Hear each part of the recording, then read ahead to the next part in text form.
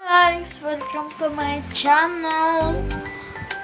For today's video, I'm gonna be teaching you the simple math of abacus. Wait. So you see this, if you,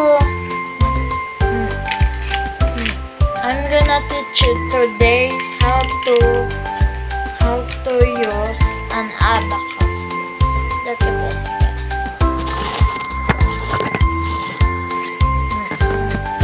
First thing,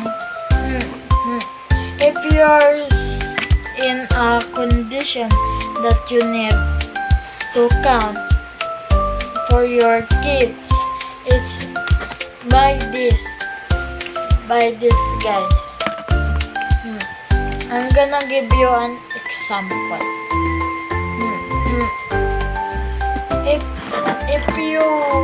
If you ask your child what is 5 times 5, the equal is, your child will do this.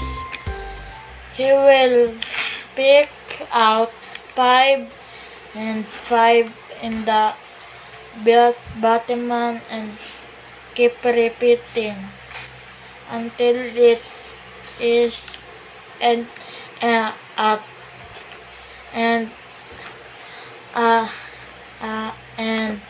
if it's in the bottom, count. Let your child count 1, 2, 3, 4, 5, 6, 7, 8, 9, 10, 11, 12, 13, 14, 15, 16, 17, 18, 19, 20, 21, 22, 23, 24, 5. It's 25. 5 times 5 equals 25. If you minus 2, it would be 23. Look at that, guys. So the step is, if you just ask your child what is 3 plus 3, your child would do this. He would pick up